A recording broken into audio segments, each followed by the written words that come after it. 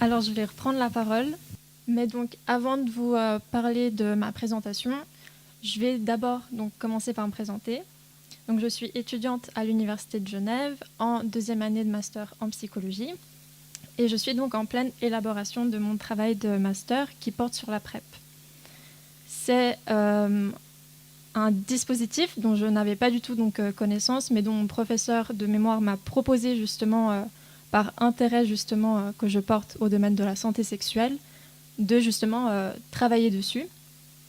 Et je me suis dit, pourquoi pas justement avoir davantage en fait, d'informations sur justement un moyen préventif contre le VIH. Et je porte également une deuxième casquette, donc en tant que stagiaire chez Dialoguer, où j'ai pu donc effectuer un stage de 6 mois qui prend fin ce mois-ci. Et on m'a proposé de organiser en fait une conférence qui est donc celle-ci, où on peut parler justement de la PrEP et d'y inclure en fait le début de mon travail de master. Et donc, vous vous posez donc certainement peut-être la question pourquoi justement s'intéresser à l'image du PrEPper, et on verra que ça peut être justement, ça peut impacter en fait l'utilisation de la PrEP. Et donc,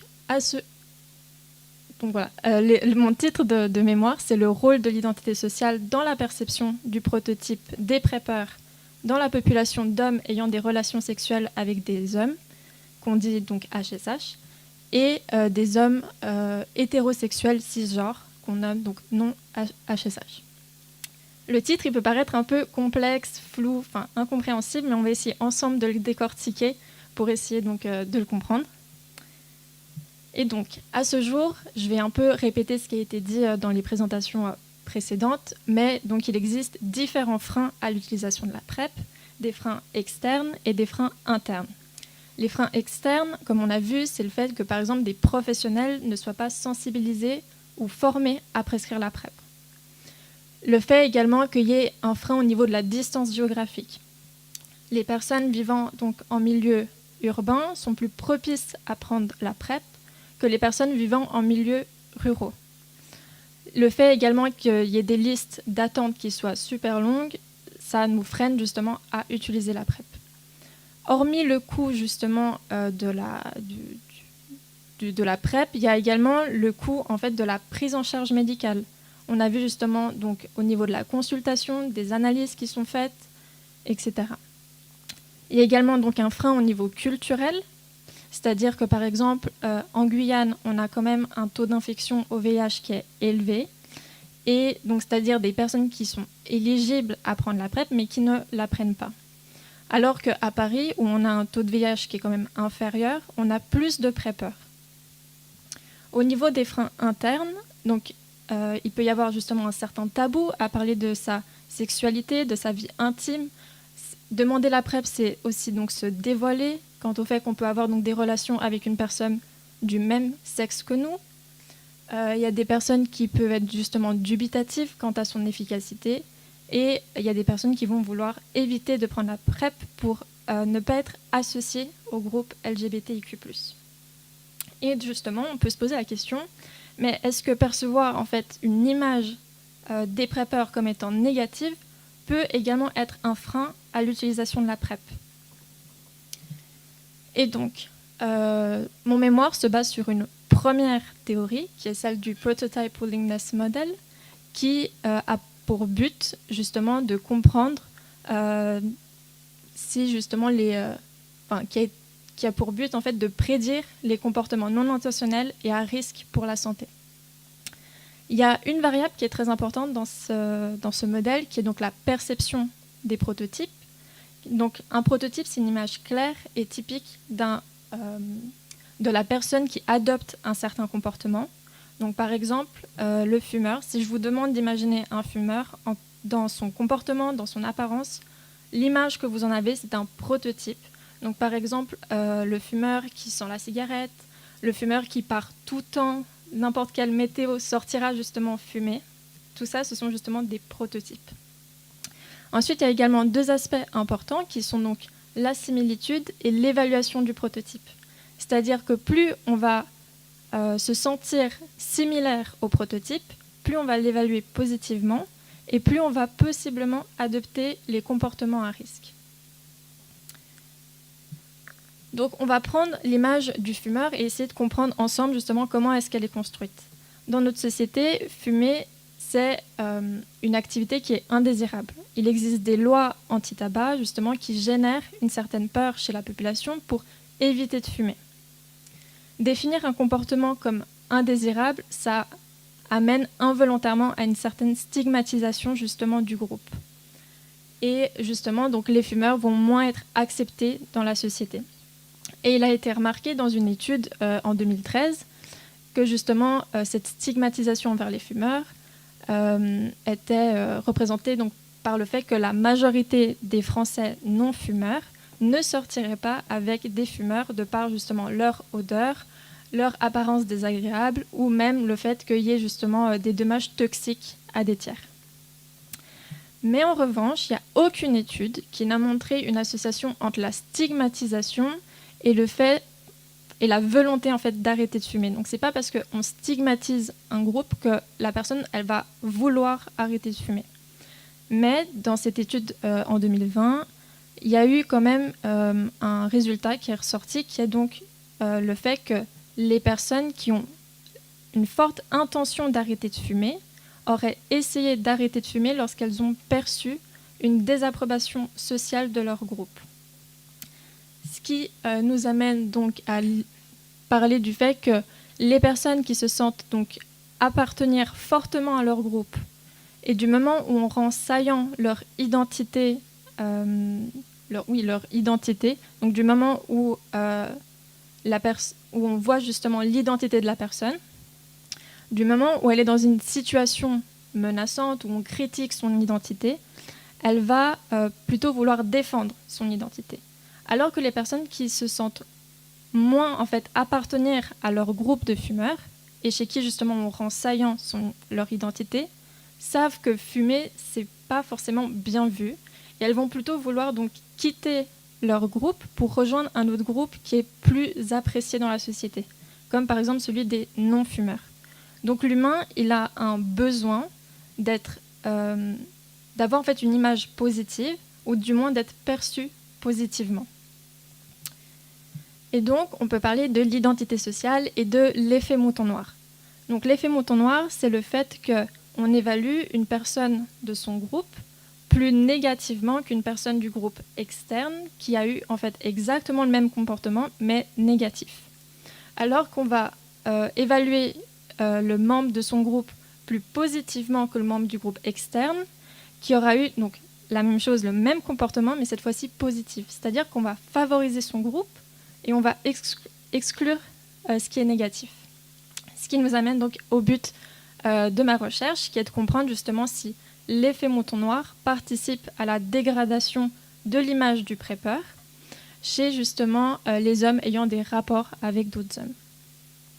Et pour vous donner donc un exemple qui peut-être vous est plus parlant, j'ai choisi donc de vous parler de la pilule contraceptive qui se rapproche davantage de la PrEP. Donc la pilule contraceptive, elle peut être vue un peu comme un safe sex à double tranchant, c'est-à-dire que l'introduction de la pilule a amené justement à une certaine autonomie, à un meilleur contrôle sur son corps, sur justement aussi le choix. On n'est plus en fait dans un comportement de reproduction, mais également une recherche de plaisir. Mais il faut savoir que la pilule ne protège pas des IST, qu'il y a des effets indésirables, comme justement la diminution du désir sexuel, une sécheresse vaginale et d'autres complications qui peuvent être plus graves. Qui plus est, il faut savoir la prendre, il ne faut pas l'oublier parce que ça peut avoir justement certaines conséquences. Et le lien avec la PrEP, c'est que la PrEP est également, l'introduction de la PrEP a permis aussi une certaine autonomie aux personnes. C'est un moyen préventif contre le VIH, mais pas contre les autres IST. Et selon certains auteurs, l'introduction de la PrEP aurait en fait amené à une augmentation du nombre de partenaires, à une diminution de l'utilisation du préservatif et à une augmentation des IST. Mais encore une fois, on a vu que justement l'augmentation des IST est du fait que les PrEPeurs ont un certain suivi, ils sont plus souvent dépistés et donc il est normal également qu'on voie une certaine hausse, on va dire, des IST. malgré le fait que la PrEP a montré son efficacité, qu'on a bel et bien une diminution des infections au VIH, ces constatations étant quand même assez bien ancrées dans la société, cela pourrait amener justement à la dégradation de l'image des PrEPeurs et donc à une non-utilisation de la PrEP. Et donc, mon étude, ce qu'elle essaye donc de comprendre, c'est comment justement sont construites les images autour de la PrEP et du PrEPeur. Donc, actuellement, mon étude, elle est toujours en cours. Donc, je cherche des participants. Donc, si vous voulez justement y participer, c'est une étude qui est anonyme, qui ne prend pas beaucoup de temps. Et les personnes qui peuvent justement y participer, ce sont donc des hommes ayant des relations sexuelles avec des hommes, ou justement d'orientation gay, bisexuelle, pansexuelle, ou encore justement des hommes hétérosexuels cisgenres majeurs. Et les résultats de mon étude seront donc disponibles normalement fin 2022, voire début 2023. Et voilà. Donc si vous avez des questions, n'hésitez pas. Merci beaucoup de votre attention et de votre écoute. Et je tiens aussi à remercier donc, les autres intervenants et intervenantes, en tout cas de votre présence et de vos explications. Merci.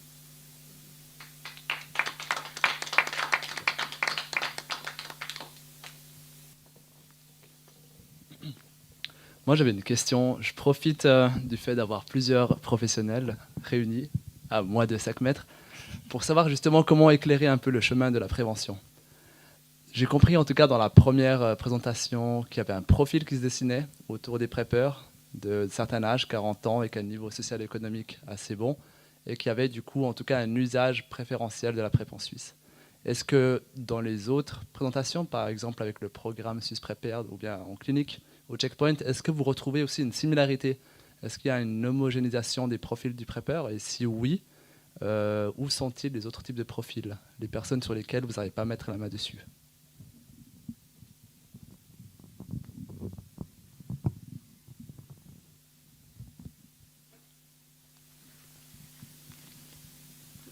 Alors, moi j'ai une deuxième casquette qui est, je travaille à l'unité VIH au HUG et donc je suis aussi la personne qui gère le programme à la consultation PrEP des HUG.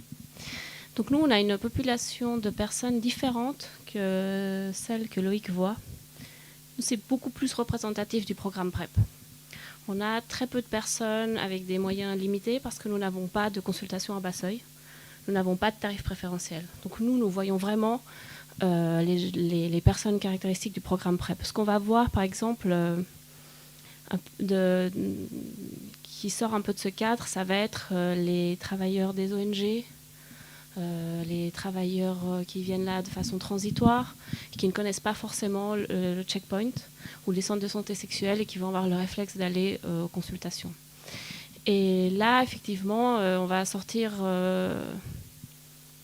des gens, ils vont correspondre à quarantenaires aux études, mais ils ne vont pas forcément connaître aussi bien la PrEP. C'est aussi un point important, ce que tu soulèves, c'est que nous, on aimerait aussi comprendre comment mieux cibler ces personnes. On y réfléchit, c'est pas la même façon en Suisse allemande qu'en Suisse romande. On est très ouvert aux conseils. Donc si vous pensez à quelque chose dans la salle, sur YouTube, écrivez-nous. On l'appliquera avec plaisir. Je ne sais pas, toi, Loïc, si c'est différent.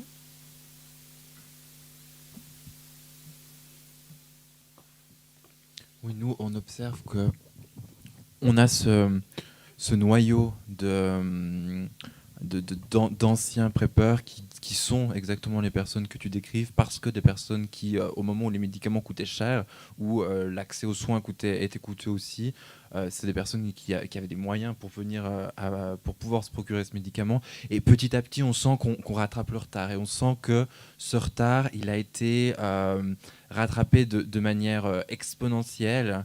Je vais me calmer, une augmentation qui était quand même très croissante avec le programme Swiss Prepared et avec l'accès à la médication à un prix qui était vraiment réduit. Au moment où le programme Swiss Prepared est arrivé et où on a pu accéder à un médicament qui était moitié moins cher que ce qu'il était auparavant. Et ça a révolutionné les choses. Et beaucoup plus de personnes s'y sont intéressées, et notamment des personnes qui sortent de ce groupe de population-là. Après, comment aller chercher ces personnes, c'est déjà initialement des personnes qui n'ont pas la connaissance, c'est des personnes qui ont des appréhensions, des a priori, n'osent pas franchir la porte des centres.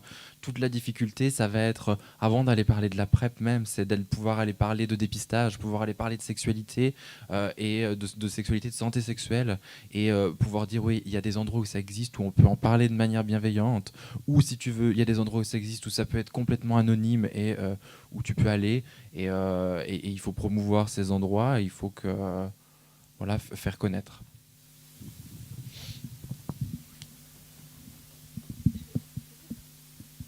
Rajouter, c'est aussi d'où l'importance aussi pour les personnes qui font déjà partie du programme d'avoir ce côté militant dont on parlait, et de vraiment changer cette perception, parce que c'est peut-être aussi par le bouche à oreille.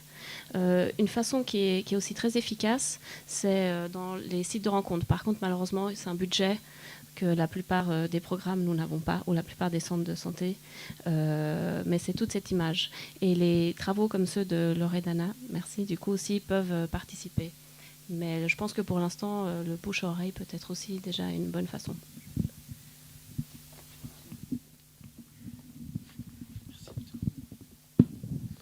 Merci beaucoup. Ma question, je crois qu'elle rebondit, elle rejoint un peu celle d'Abdou, mais c'est vrai que j'étais frappé aussi de voir ce profil de quarantenaire. Mais ça rejoint aussi beaucoup de constatations que j'ai fait sur le terrain. Et je suis extrêmement frappé de voir, alors je parle même pas de la population hétérosexuelle, hein, mais je suis extrêmement frappé de voir chez les jeunes, avant finalement l'image qu'ils pourraient avoir de la PrEP, la méconnaissance simplement de ce programme.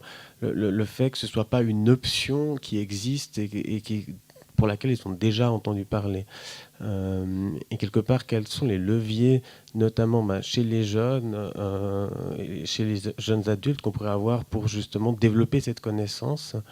Et puis l'autre chose, pour celles qui connaissent et qui ont entendu parler, moi, chez les jeunes, ce que je remarque très souvent, c'est que le principal frein, en tout cas dans les jeunes avec qui j'ai pu être en contact, ça reste le frein financier. Malgré Swiss Prepared, malgré finalement la réduction effectivement et l'apparition des génériques, le fait d'avoir quand même ces coûts à prendre en charge chaque mois, le fait d'avoir quand même les consultations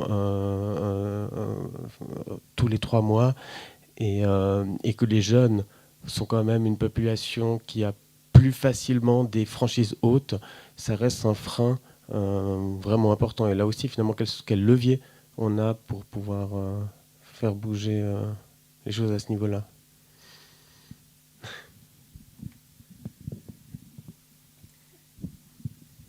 Je vais faire un mea culpa. C'est-à-dire que le milieu de la prévention auquel j'appartiens est un peu coupable. C'est-à-dire, encore aujourd'hui, sur pas mal d'affiches, de campagnes de prévention, à partir du moment où on parle de rapport à risque, on parle de rapport sans préservatif, on parle de rapport à risque. Alors qu'en fait, un rapport sans préservatif n'est pas forcément à risque. Déjà, ça dépend de la pratique sexuelle, de 1, et ensuite, ça dépend effectivement d'autres outils de réduction des risques d'acquisition du VIH.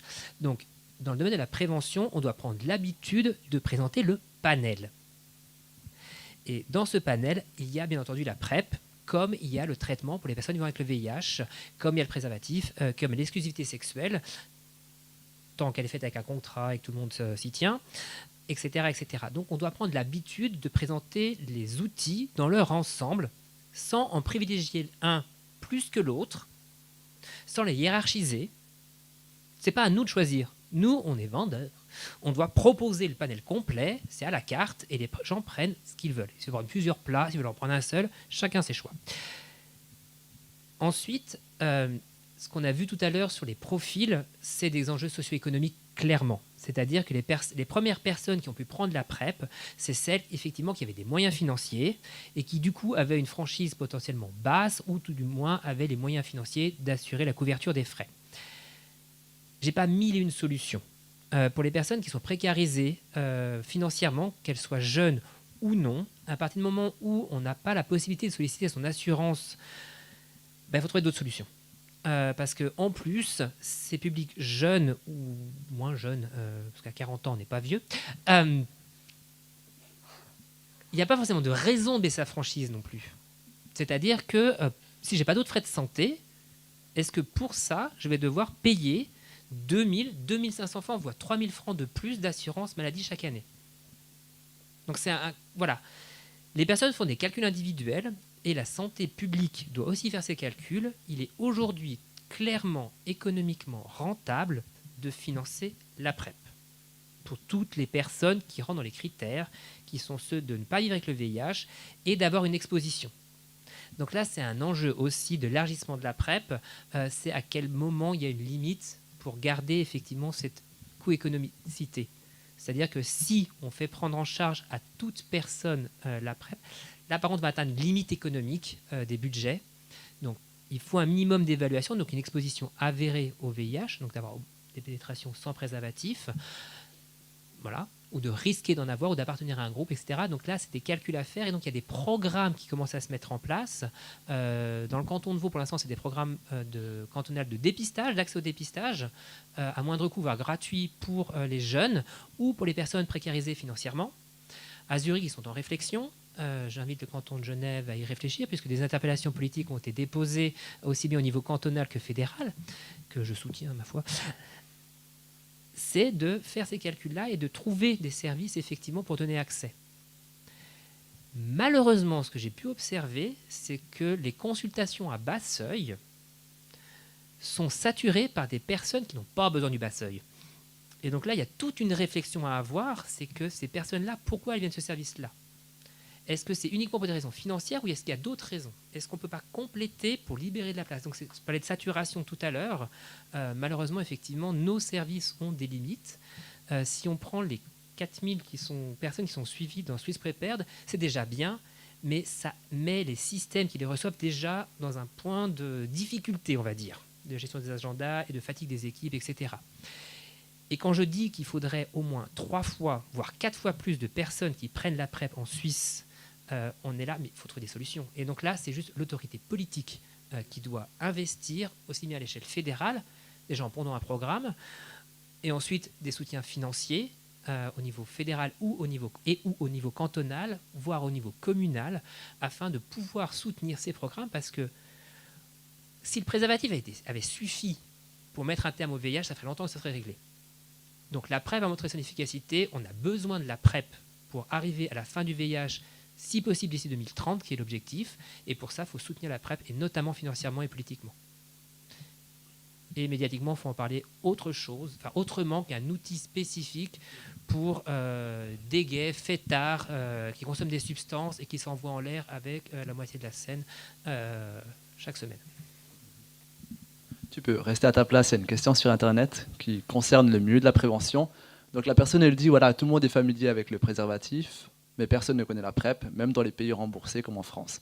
Alors comment faire une campagne de sensibilisation? Oh purée. Actuellement, la PrEP est promue pour l'essentiel à travers les canaux de communautaires gays. Déjà, rien que ça, c'est une limite, puisque justement, on ne va toucher que les publics qui fréquentent ces scènes-là. Et si on regarde les données, c'est moins de la moitié des HSH aujourd'hui. Et cette scène se raréfie en plus, et ça ne s'arrange pas avec le Covid. Et donc, il faut une communication beaucoup plus large. Et ça, c'est dans les médias généralistes. L'OFSP pourrait intégrer ça à ses campagnes annuelles Love Life, dépistage, PrEP, préservatif, tout mettre ensemble pour pouvoir effectivement donner l'information à l'ensemble de la population. Et en indiquant que chacun est libre de choisir sa prévention. Et de mettre, comme je disais tout à l'heure, tous les moyens au même niveau et pas hiérarchisés. La PrEP n'est pas un subsidiaire si on est incapable d'utiliser un préservatif. Non, c'est un élément complémentaire qui se suffit à lui-même ou qui peut arriver en plus du préservatif. D'autant plus que si on présente la PrEP comme un outil pour un groupe spécifique, comme les gens ne vont pas se reconnaître dans le groupe, parce qu'ils vont avoir une subjectivité, tout ce que disait Loredana précédemment sur qui est un bon PrEP, enfin pour qui est la PrEP, etc., voilà, de dire qu'elle est potentiellement pour tout le monde. Et comme ça, au moins, les gens vont s'intéresser, vont potentiellement la demander. Et après la discussion, si elle est pertinente ou non, elle sera prescrite. Mais que tout le monde puisse être informé, que tout le monde puisse la demander.